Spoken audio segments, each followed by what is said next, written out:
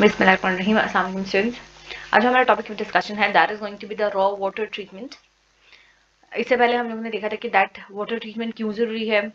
फिर इससे पहले हम लोगों ने वाटर पोल्यूशन के बारे में देखा था, types of hardness of water वो देखा था, methods to remove different types of hardness of water, ठीक है, वो सब देखा था। तो अभी हम मूव करते हैं हमारे मेन टॉपिक की तरफ, that is the raw water treatment. ठीक है, the raw water is treated in a municipal water purification plant.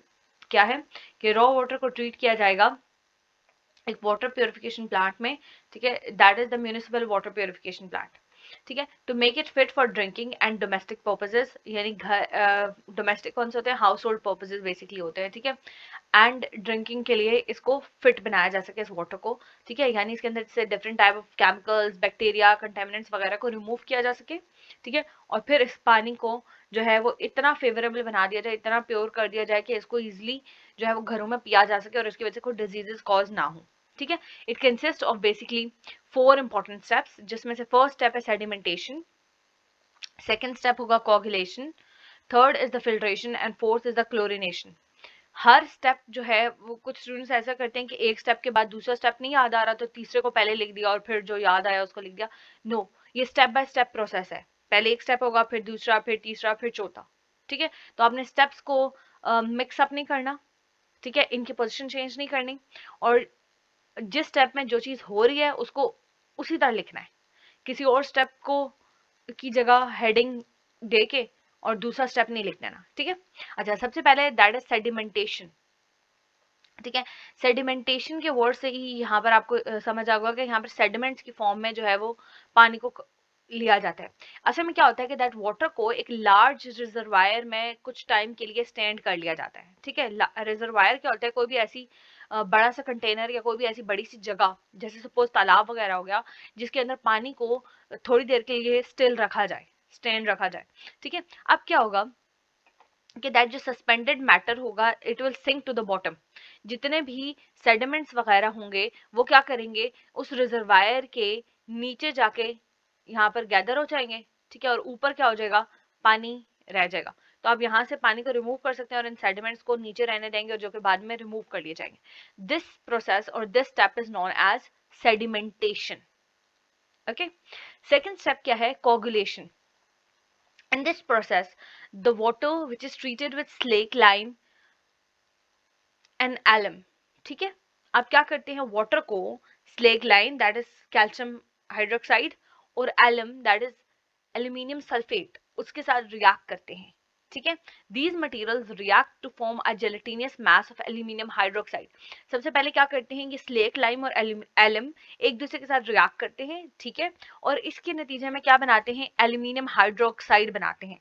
Simply क्या होगा, ये एक जो है वो रिप्लेसमेंट रिएक्शन है जिसमें से कैल्शियम हाइड्रोक्साइड और एल्यूमिनियम सल्फेट एक दूसरे के साथ रिएक्ट करते हैं, और एल्यूमिनियम क्या करता है, हाइड्रोक्साइड के साथ बॉन्ड बना लेता है और कैल्शियम सल्फेट के साथ बना लेता है। ठीक है, तो CaSO4 बना, ठीक है, एंड एल्यूमिनियम हाइड्रोक्साइड बन गया। ठीक है, ये दोनों जब रिएक्ट हुए तो एल्यूमिनियम हाइड्रोक्साइड बना। नाउ ये जो एल्यूमिनियम हाइड्रोक्साइड होगा ये क्या करेगा कि ये जो पानी है, जिस पानी के अंदर हमने ये स्लेक लाइम और एलम डाला था, उसके अंदर से जितने भी डस्ट पार्टिकल्स हैं, डर्ट पार्टिकल्स हैं, उनको और बैक्टीरिया को रिमूव कर देता है। ठीक है, तो फर्स्ट स्टेप क्या था आपका, सेडिमेंटेशन था, जिसमें पानी को आपने सिंपली खड़ा किया एक जगह पे। ठीक है, तो जितने भी सस्पेंडेड मैटर था it will sink to the bottom, और यूं पानी को तो आपने थोड़ा सा प्योरीफाई कर लिया। फिर आप क्या करेंगे, सेकंड मेथड में क्या होगा कि आप इस पानी के अंदर आपने slate lime that is calcium hydroxide और एलम ऐड किया दैट इज एल्यूमिनियम सल्फेट। अब क्या होगा कि जो स्लेट लाइम और एलम है पहले ये एक दूसरे के साथ रिएक्ट करते हैं और एल्यूमिनियम हाइड्रोक्साइड प्रोड्यूस करेंगे। ये जो एल्यूमिनियम हाइड्रोक्साइड होगा ये इस पानी के अंदर से क्या करेगा, बैक्टीरिया और डर्ट पार्टिकल्स को लेके अलग हो जाएगा, ठीक है, और नीचे इकट्ठा हो जाएगा। तो अब देखिए इस पानी के अंदर से पहले सस्पेंडेड मैटर निकला, दूसरे स्टेप में क्या निकल गया, बैक्टीरिया निकल गया और डर्ट पार्टिकल्स निकल गए। ठीक है, अब हम आ जाते हैं toward the third step. Third step में क्या किया जाता है कि इस पानी को इस filter through sand and gravel. ठीक है, सैंड एंड ग्रेवल के यहाँ पर जो है वो सेटअप लगा होता है, ग्रेवल बजरी को कहते हैं। ठीक है, तो उसके अंदर से इस पानी को पास किया जाता है। फिर क्या होगा कि इस फिल्ट्रेशन के थ्रू बहुत सारे जो मटेरियल्स हैं ना, बहुत सारे टॉक्सिक पार्टिकल्स हैं, वो भी रिमूव हो जाते हैं, सॉलिड पार्टिकल्स। ठीक है, अब क्या होगा कि फिल्ट्रेशन जो है सैंड एंड ग्रेवल के थ्रू भी होती है, एंड समटाइम्स इसके अंदर चारकोल भी ऐड कर दिया जाता है।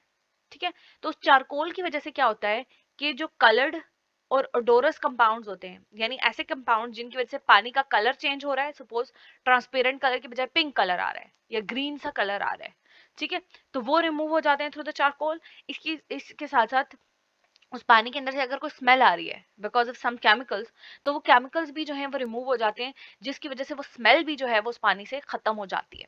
ठीक है, अच्छा, नाउ द लास्ट स्टेप क्या है कि क्लोरीनेशन।